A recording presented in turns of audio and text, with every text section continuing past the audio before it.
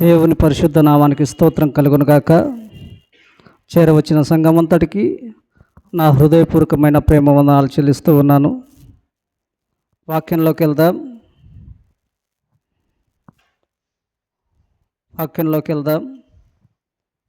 మత్తయి సువార్త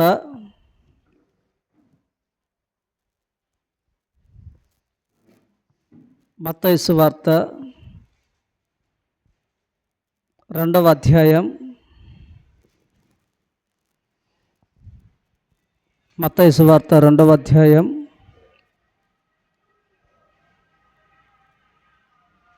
10-11 వాక్యాలు. వారు ఆ నక్షత్రమును చూచి అత్యానంద భరితులై ఇంటిలోనికి వచ్చి తల్లి అయిన మరియను ఆ శిశువును చూచి సాగిలపడి ఆయనను పూజించి తమ పెట్టెలు విప్పి బంగారమును సాంబ్రాణిని తోలమును కానుకలుగా ఆయనకు సమర్పించిరి. ఇక్కడ మనం గమనించినట్లయితే జ్ఞానులు అనబడినటువంటి వారు ఉన్నారు. వారు ఒక నక్షత్రాన్ని వెంబడిస్తూ వస్తూ ఉన్నారు.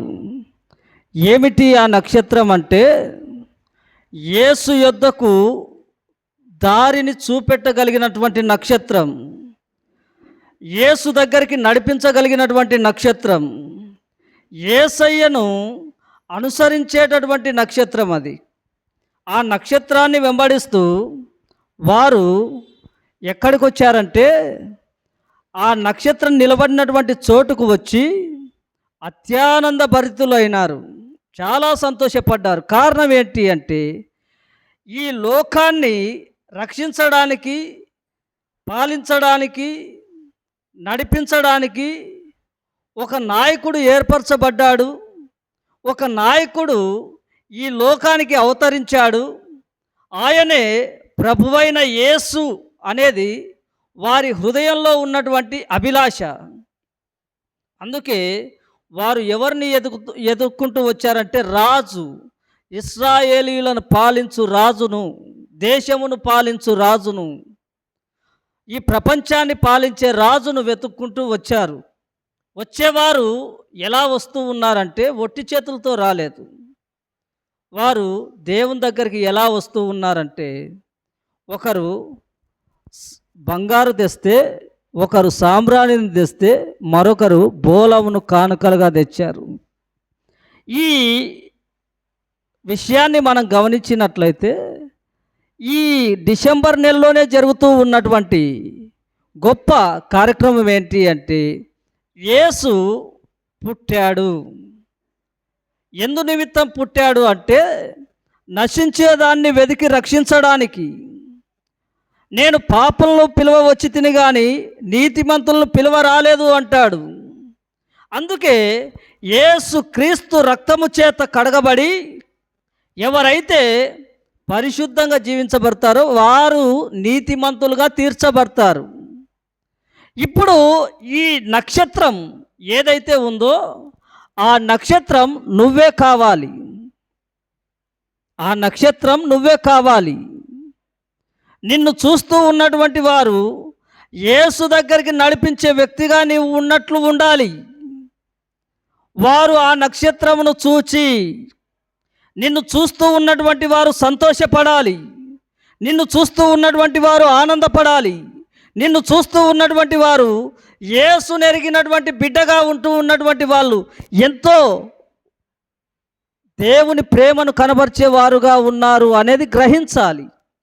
నిన్ను చూసినటువంటి వారు యేసును చూశామన్నటువంటి సంతోషాన్ని కలిగి ఉండాలి.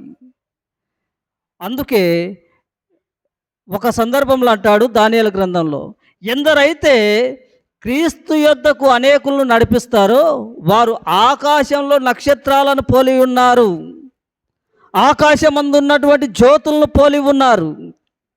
ఎందరైతే మన వరకే కాదు భక్తి, మన వరకే కాదు ఈ ప్రార్థన, మన వరకే కాదు ఈ సంఘ కూడిక, అనేకులకు ఒక త్రోవను చూపించగలిగినటువంటి నక్షత్రంగా నీవు నేను ఉండాలి. ఎంతకాలమని మనం మాత్రమే వస్తాం, మనం మాత్రమే భక్తి చేస్తాం. ఆయన అనేకుల కొరకు తన రక్తాన్ని చిందించినప్పుడు, ఆయన అనేకుల కొరకు ఈ లోకానికి వచ్చినప్పుడు, నీవు నేను ఆయన కొరకు ఒక నక్షత్రం వలె ఎందుకు వెలగకూడదు? ఎందుకు వెలగకూడదు? సమరయ స్త్రీ ఉంది. సమరయ స్త్రీ బావి దగ్గరికి వచ్చి నీళ్లు చేదుకోవాలనుకున్నప్పుడు యేసయ్య వచ్చి అడుగుతూ ఉన్నాడు, అమ్మా దాహమునకు నీళ్ళిమ్ము. నీవు యూదుడవు కదా, నీవు బోధకుడవు కదా, నేను నీతో మాట్లాడితే నిన్ను వెలుపట్టి చీకట్లో వేస్తారు, కాబట్టి నేను నీతో మాట్లాడకూడదని మాట్లాడుతుంది సమరయ స్త్రీ. కానీ ఆయన అంటూ ఉన్నాడు ఏమని తెలుసా? అమ్మా నీకు ఇంతవరకు ఉన్నటువంటి పెనిమిట్లు ఇంతమంది, ఇప్పుడున్నటువంటి వాడు నీ వాడు కాదు అని చెప్పేసి తన జీవితాన్ని తనకు బయలుపరిచేసరికి ఆవిడే ఒక నక్షత్రంలా మారి అనేకులను ఊరందరినీ యేసయ్య దగ్గరికి తీసుకొని వచ్చింది. మరి మనం ఎంతమందిని నడిపించగలుగుతూ ఉన్నాం? ఎంతమందిని క్రీస్తు దగ్గరికి చేర్చగలుగుతూ ఉన్నాం? ఎంతమందిని యేసయ్య రక్షణను గూర్చినటువంటి సువార్తను వెదజల్లుతూ ఉన్నాం? మనం మాత్రమే ఆనందంగా ఉంటే కాదు, అనేకులు ఆనందించాలి, అనేకులు సంతోషించాలి, అనేకులు మారాలి. యేసయ్య ఈ లోకానికి వచ్చింది ఎందుకు అంటే మన అందరినీ రక్షించడానికి, మనమే ఒక తారలాగా వెలగడానికి. చాలామంది ఇప్పుడు క్రిస్మస్ సీజన్ కాబట్టి ఇంటి ముందేమో స్టార్ పెడతారు, ఇంట్లోనేమో వారు ఉంటుంది, బార్ ఉంటుంది. ఇంటి ముందు స్టార్ ఉంటుంది, ఇంట్లోనేమో వారు ఉంటుంది, బార్ ఉంటుంది. అంటే త్రాగుడు ఉంటుంది, కొట్లాట ఉంటుంది. మరి నీవు చేసే క్రిస్మస్ దానికి విలువేంటి? యేసయ్య నీ కోసం వచ్చాడన్నటువంటి ఆ సంగతి జనాలు గ్రహించాలంటే నీ ప్రవర్తన ఎలా ఉండాలి అంటే ఒక నక్షత్రంలా ఉండాలి. అందుకే ఈడ మత్తయి 2:11 అంటాడు, వారు ఆ నక్షత్రమును చూచి, జ్ఞానులు అనబడినటువంటి వారే ఆ నక్షత్రాన్ని చూచి ఏం చేశారంటే వెంబడించారు. జ్ఞానులు అనబడినటువంటి వారు. మనము ఇక్కడ ఇదే క్రొత్త నిబంధన గ్రంథం కొరింథీలోకి రాసినటువంటి మొదటి పత్రికలో చూస్తే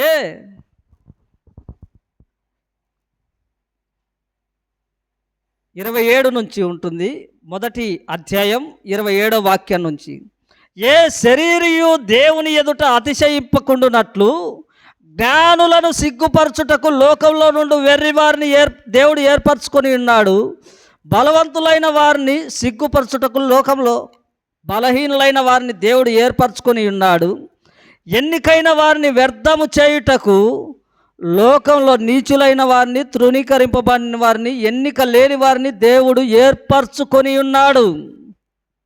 జ్ఞానులను సిగ్గుపరచడానికి ఒక నక్షత్రాన్ని చూచి జ్ఞానులు వెంబడిస్తూ వెళ్తూ ఉన్నారు. రాజు పుట్టాడు అని, రాజుకు కానుకలు ఇవ్వాలి అని, రాజును ఆరాధించాలి అని. మరి ఈ లోకంలో మనం గమనించినట్లయితే జ్ఞానులు అనేబడేవారు ఎవరైతే ఉన్నారో, మేము ఫలాని డిగ్రీలు చేశామని చెప్పుకునేవారు, మేము ఫలాని హోదాలో ఉన్న మంచి డాక్టర్లము, ఇంజనీర్లము, లేకపోతే కలెక్టర్లము, ఇలా రకరకాలుగా చెప్పుకునే వాళ్ళు జ్ఞానులు అనబడినటువంటి వారు ఉన్నారు. ఎంతో ఉన్నతమైనటువంటి విద్యను అభ్యసించి వారందరినీ సిగ్గుపరచడానికే దేవుడు లోకంలో ఉన్నటువంటి వెర్రివారిని ఏర్పరచుకున్నాడు. ఈ వెర్రివారు ఎలా ఉంటారు అంటే దేవుని ప్రేమను మాత్రమే ప్రకటిస్తారు, దేవుని రాజ్యాన్ని మాత్రమే ప్రకటిస్తారు, దేవునిలో ఉన్నటువంటి ఔన్నత్యాన్ని మాత్రమే ప్రకటిస్తారు. కారణం ఏంటి అంటే వారు క్రీస్తును ఎరిగినటువంటి వారు కనుక వారు ఆ నక్షత్రం వలె యేసు కోసమే వెలుగుతూ ఉంటారు. నీవు నేను యేసు కోసం వెలుగగలిగినటువంటి వారిగా ఉండాలి. అందుకే జ్ఞానులను, మేము పలానా డిగ్రీలు చేశామని చెప్పే జ్ఞానులను సైతం సిగ్గుపరచడానికి లోకంలో ఉన్నటువంటి వెర్రివారిని దేవుడు ఏర్పరచుకున్నాడు. మనం ఇదే గ్రంథంలో గమనించినట్లయితే లూకా 19లో ఉంటుంది, 10లో ఉంటుంది. నశించేదాన్ని వెతికి రక్షించడానికి దేవుడు ఈ లోకానికి వచ్చాడు. ఇదే జక్కయ్య ఎంతో అన్యాయంగా, అక్రమంగా, దౌర్జన్యంగా ఈయన పన్ను వసూలు చేసేటటువంటి వ్యక్తి. లోకంలో అతడు అజ్ఞానిగా ఉన్నాడు. ఎప్పుడైతే ఈ అజ్ఞానిగా ఉన్నటువంటి వ్యక్తిని ఎలా మార్చాడంటే, వెర్రితరంగా ఉన్నటువంటి వ్యక్తిగా ఆయన తీర్చిదిద్దకుండా, సమాజంలో ఎవరైతే నీచంగా చూస్తూ ఉన్నారో, అవమానిస్తూ ఉన్నారో, దూషిస్తూ ఉన్నారో వారినందరినీ సిగ్గుపరచడానికి యేసయ్య ఆయన ఇంటికి వెళ్తాడు. ఆ క్షణంలో అంటాడు, ఏమని తెలుసా? నేడు ఈ ఇంటికి రక్షణ వచ్చి ఉన్నది. ఇతడు కూడా అబ్రహాము కుమారుడే. యేసు ప్రభుని చూడడానికి అనేకులు వెళ్ళారు. వెళ్ళిన వారందరూ యేసు ప్రభు ఏ అద్భుతం చేస్తాడా, ఏ సూచక్రియ చేస్తాడా, ఏ మాత్కార్యం చేస్తాడా అని ఎదురు చూస్తూ ఉన్నారు. యేసు ప్రభు మీద పడుతూ ఉన్నారు. కానీ యేసు ప్రభు మనస్సు మాత్రం ఎవరి మీద ఉంది అంటే ఆ జక్కయ్య మీద ఉంది. యేసు ఎవరో చూడాలనుకున్నాడు కాబట్టి, యేసు ఎవరో తెలుసుకున్నటువంటి జక్కయ్య మీద ఆయన మనస్సు పెట్టి ఆయన ఇంటికి వెళ్తూ ఉంటే జనాలు సనుక్కుంటూ ఉన్నారు, గొనుక్కుంటూ ఉన్నారు. ఇతడేంది, మనమేమో ఈయనను చూడడానికి వస్తే ఇతడు ఆ పాపి ఇంటికి వెళ్తూ ఉన్నాడు, ఆ దుర్మార్గుని ఇంటికి వెళ్తూ ఉన్నాడు, ఆ మనస్సాక్షి లేనోని ఇంటికి వెళ్తూ ఉన్నాడు, ఆ నీతి లేనోని ఇంటికి వెళ్తూ ఉన్నాడు అని అందరు సనుక్కుంటూ ఉన్నారు, గొనుక్కుంటూ ఉన్నారు. కానీ యేసు ప్రభు మాత్రం ఏమంటూ ఉన్నాడంటే, నేడు ఈ ఇంటికి రక్షణ వచ్చి ఉన్నది. నేడు ఈ ఇంటికి రక్షణ వచ్చి ఉన్నది. కారణం ఏంటి? యేసు ఎవరో తెలుసుకున్నాడు. తానే ఒక నక్షత్రంలో ఉండిపోయాడు. ఆ క్షణం నుండి తాను ఎంత అన్యాయంగా, అక్రమంగా సంపాదించాడో, నా సంపాదనలో సగం బీదలకిచ్చి 4 వంతులుగా నేను ఎవరి కాడైతే అన్యాయంగా, అక్రమంగా తీసుకున్నానో వారికి 4 వంతులు చెల్లిస్తానన్నాడు జక్కయ్య. లూకా 19వ అధ్యాయంలో ఉంటుంది ఆ మాటలు. 3 నుంచి 10 వాక్యాల వరకు ఉంటుంది ఆ మాటలు. ఎవరి దగ్గర నేను అన్యాయంగా, అక్రమంగా తీసుకున్నాను వారందరికీ నేను 4 అంతలు చెల్లిస్తాను. కారణం ఏంటి? యేసు ఉంటే చాలు, ఆ సమయానికి అవి జరిగిపోతూ ఉంటాయి. అలా యేసయ్య ఉంటే చాలు. అది ఎవరితో ఇయ్యాలనో, ఎలా ఇయ్యాలనో, ఎవరి ద్వారా ఇయ్యాలనో దేవుడే ఆ కుటుంబానికి కావలసిన అక్కర, అవసరత ప్రతీది ఆయన పంపిస్తూనే ఉంటాడు. కారణం ఏంటి? యేసయ్య ఉంటే చాలు. ఇక ఈ జక్కయ్య జీవితం మారిపోయింది. ఇతడు ఎలా ఉన్నాడు అంటే దేవుని దృష్టిలో ఒక వెలిగే తారలా ఉన్నాడు. ఇక యేసయ్యను మాత్రమే వెంబడిస్తూ ఉన్నాడు. నేను ఇక్కడ చెప్పొచ్చే మాట ఏంటంటే, నీవు ఒక్కసారి యేసు ఎవరో తెలుసుకున్న తర్వాత మన హృదయంలో ఉండేటటువంటి చెడంతటిని విసర్జించిన వారమై ఉండాలి. మరలా ఈ లోక సంబంధమైనటువంటి నటన వైపు, ఈ లోక సంబంధమైనటువంటి ఆచారాల వైపు, ముసుగుల వైపు మనం వెళ్ళకూడదు. నీవు ఒక్కసారి క్రీస్తులో వెలిగించబడిన తర్వాత, ఒక నక్షత్రంలో ఉండిన తర్వాత ఆ నక్షత్రం నలుగురికి మార్గాన్ని చూపేదిగానే ఉండాలి. కానీ ఆ నక్షత్రం ఈ వెలుగును ఇయ్యకుండా, దారి చూపకుండా ఉండేదిగా ఉండకూడదు. ఇక్కడ జక్కయ్య చేసినటువంటి పని అదే. అతడు అబ్రహాము కుమారుడు అనిపించుకున్నాడు. అబ్రహాము విశ్వాసులకు తండ్రి. చూచి నమ్మిన వారి కంటే చూడక నమ్మిన వారు ధన్యులు. మనం చూచి చూడక నమ్మాము, మనం చూడలేదు, చూడకుండా నమ్మాం మనం. అందుకే మనం ధన్యులం. యేసయ్య ఈ లోకానికి వచ్చింది ఎందుకు అంటే, ప్రతి ఒక్కరి పాపం నుండి విడిపించడానికి, పరిశుద్ధులుగా మార్చడానికి, మనల్ని ఆయనతో పాటు నివసింపజేయడానికి, మనము ఆయనలో జీవించడానికి, యుగయుగాలు ఆయనతో జీవించడానికి ఆయన మనల్ని ఏం చేశాడంటే రక్షించుకున్నాడు. మనల్ని కోరుకున్నాడు, పిలుచుకున్నాడు. ఆయన సొంత రక్తాన్నిచ్చి స్వరక్తమిచ్చి సంపాదించినటువంటి సంఘం మనం. ఆయనకు మాదిరికరంగా జీవించాలి. ఆయనకు ఇష్టకరంగా జీవించాలి. ఆయనకు ప్రీతికరంగా జీవించాలి. కారణం ఏంటి అంటే, ఆయన తన సొంత రక్తాన్నిచ్చి మనల్ని కొన్నాడు. ఇప్పుడు ఒక వస్తువు కొంటామండి, మార్కెట్‌కెళ్ళి ఒక వస్తువు కొంటాం. ఒక వస్తువు కొన్నప్పుడు, ఆ వస్తువు నీకిష్టంగా ఉంటేనే కొంటావు. నీకిష్టం లేకపోతే కొనవు. ఆ తెచ్చిన వస్తువు, నీవు కొన్న వస్తువు నువ్వే పగలగొట్టుకుంటావా నీ చేజెత్లారా? పగలగొట్టుకోవు. ఎందుకు? నువ్వు ఇష్టపడి కొన్నావు. ఆయన కూడా తను ఇష్టపడి మన అందరి నిమిత్తం తన ప్రాణాన్ని క్రయధనముగా అర్పించాడు. 39 కొరడా దెబ్బలు తిన్నాడు. ఈపంత నాగటి చాళ్ళ వలె దున్నబడింది. ఈ లోకంలో ఆయన ఆ శిలువ శ్రమలలో అనుభవించినంత శ్రమ ఎవ్వరు అనుభవింపలేరు. అనుభవింపడానికి అటువంటి రోజులు రావు. ఎందుకు అంటే, passion of the Christ cinema చూసింటారు మీరు.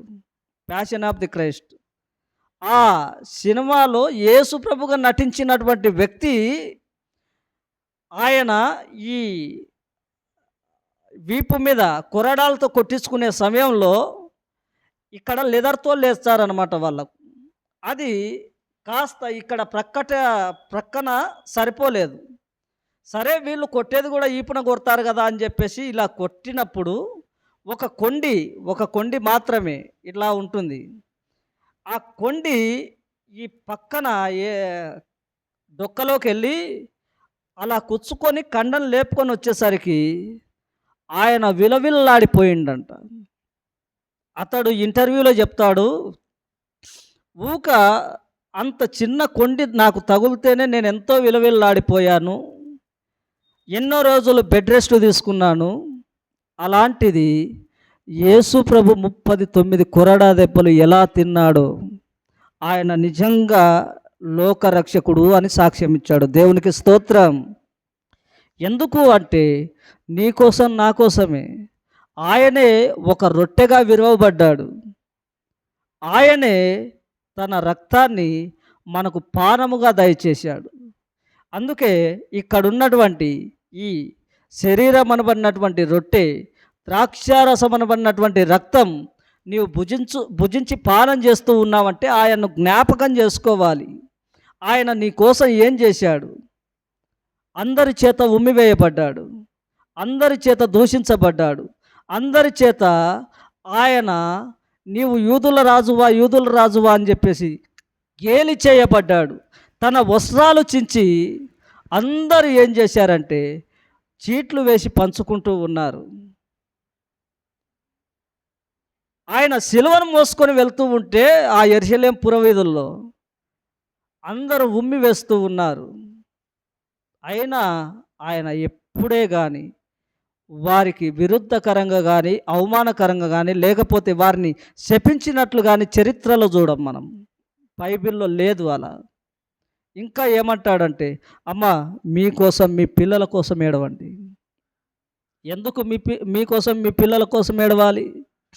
ఇప్పుడు ఉన్నటువంటి తరాల్లో పిల్లలు ఎలా తయారయ్యారంటే, సెల్ ఫోన్ లేకపోతే వాళ్ళు అన్నం తినరు, సెల్ ఫోన్ లేకపోతే వాళ్ళు పడుకోలేరు, సెల్ ఫోన్ లేకపోతే ఎందుకు దానికి అట్రాక్ట్ అయిపోయారు. వాళ్ళు దాన్ని వదిలిపెట్టలేకపోతూ ఉన్నారు. నీ పిల్లలను నీవే గారాబం చేస్తూ వారిని ఏం చేస్తూ ఉన్నావంటే పాపానికి పట్టిస్తూ ఉన్నావు, పాపానికి దగ్గర చేస్తూ ఉన్నావు. అలా చెయ్యకూడదు ఎప్పుడు. ఈ సెల్లులో మంచి ఉంది, చెడు ఉంది. మంచి చూస్తే పర్వాలే, చెడు చూశారనుకో నీ కుటుంబమే రోడ్డున పడే పరిస్థితులు వస్తాయి. కాబట్టి మీకోసం మీ పిల్లల కోసం ఏడవండి అంటే వాళ్ళ భవిష్యత్తు బాగుండడం కోసం నీవు ఉదయాన్నే లేచి దేవుని సన్నిధిలో కన్నీరు గారవాలి. ఒక తల్లిగా తండ్రిగా నీవు ఎలా ఉండాలి అంటే ఉదయాన్నే వేకువజామునే 3 గంటలకు లేచి, అయ్యా ఈ ఉదయాన్నే నీవు నాకు జీవాన్ని ఇచ్చావు, మరి ఒక దినాన్ని ప్రసాదించావు. నా తండ్రి, నా పిల్లల భవిష్యత్తును బంగారు భయంగా మార్చండి. నాకు పిల్లలకు ఉన్నతమైనటువంటి విద్యనివ్వండి. ఈ లోక మాలిన్యం అంటకుండా వారు నీలో ఎదుగుతూ మాకు మంచి పేరు తేగలిగినటువంటి పిల్లలుగా నాయనా వారిని ఆశీర్వదించండి అని ప్రతి తల్లిదండ్రి పిల్లల కోసం కన్నీరు గార్చాలి. నువ్వు కన్నీరు గార్చలేదనుకో, వాళ్ళు వాళ్ళ ఇష్టానుసారమైనటువంటి జీవితానికి లోనై చివరికి వాళ్ళ మరణానికి వాళ్ళే కారణమవుతారు. నిన్న 18వ తేదీ అనుకుంటా, ఒక సింగర్ ఫోక్ సాంగ్ పాడుతుంది. సింగర్ పాపం, ఆవిడ పేరు శృతి. ఆవిడ ఏదో ఆన్లైన్లో ఇలాగే మొబైల్లో చాటింగ్ చేస్తానో ఎట్నో మొత్తం మీద ఆన్లైన్లో ఒక వ్యక్తి పరిచయం అయితే ఆ వ్యక్తిని వివాహం చేసుకున్న తర్వాత, వివాహం చేసుకోలేదు, ఆన్లైన్లో పరిచయం అయి వాళ్ళు ప్రేమాయణం నడిపారు, ప్రేమించుకున్నారు. ఆ తర్వాత వీళ్ళ తండ్రితో మాట్లాడి ఆ అమ్మాయి ఎట్టకేలకు మాట్లాడితే వాళ్ళ నాన్న పోయి ఆ ఇంటి వాళ్ళతో మాట్లాడితే ఆ ఇంటి వాళ్ళు అన్నారంట, 5 లక్షలు కట్నం ఇవ్వండి, ఇంత బంగారు పెట్టండి అన్నారంట. ఎప్పుడైతే ఆ మాట అన్నారో వీళ్ళ నాన్నకు ఆ సంబంధం వద్దనిపించిందంట. అయినా ఇంకా కూతురు మనస్సును నొప్పించక ఏదో లాగా పెళ్లి చేశాడు. మొత్తం మీద వారు బతుకుతూ ఉన్నారు. ఒక నెలనో ఎంతో సంథింగ్ 3 నెలల్లో తెలియదు. ఆ అమ్మాయి నిన్న డిసెంబర్ 18వ తేదీ ఉరి వేసుకొని చనిపోయిందంట ఇంట్లో. కారణం ఏంటి? ఈ సెల్లు ప్రపంచంలో పడి వేరే వేరే వ్యాపకాలలోకి పోయి మీకు తెలియని దాన్ని గూర్చి తెలుసుకోవడం కోసం ప్రయత్నం చేసి మీరు వలలో ఇరుక్కపోయి పాపానికి దగ్గరవుతూ ఉన్నారు. కాబట్టి యేసయ్య ఎందుకు ఈ లోకానికి వచ్చాడంటే మనలను పాపంలో నుండి విడిపించి పరిశుద్ధంగా జీవింపజేయడానికి, పరలోక రాజ్యంలో ఆయనతో పాటు మనల్ని నివసింపజేయడానికి. దేవుడి కొద్ది మాటలు దీవించునుగాక.